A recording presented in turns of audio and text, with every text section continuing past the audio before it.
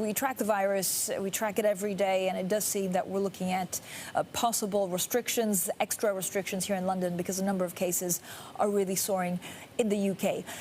Overall, Dr. Sharfstein, is there a concern that, if we look at the R number, and once the R number is above 1.5 or even 1.7, that things get out of control? What is the magic number which should make people really worry?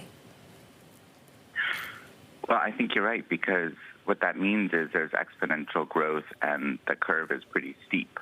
And within a few days, really, you can get to double the number of cases that you had before.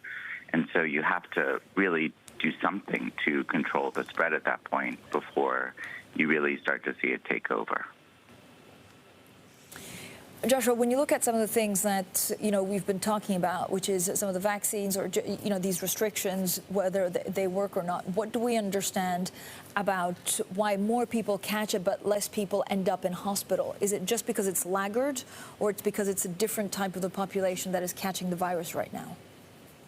I think it's a combination of factors. One is certainly that we're finding the virus in more people who are at lower risk, so the rate of people getting very sick is lower.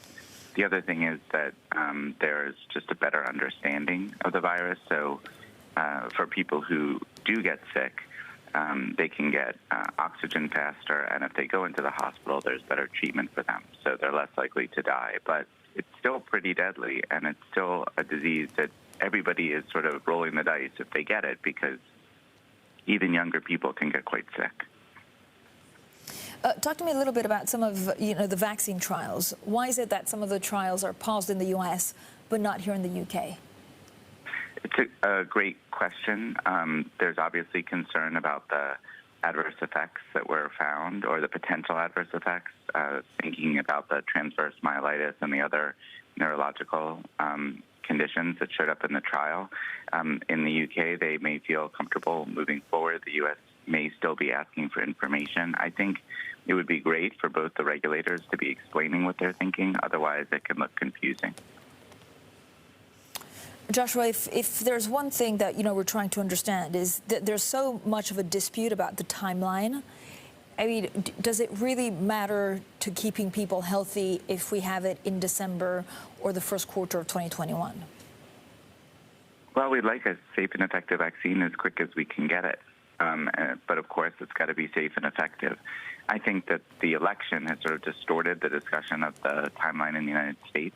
But most people seem to think that the trials are on track to report key results later this fall, and then that would drive what would happen after that. I think we're in for a period where we're going to be hearing about multiple vaccines.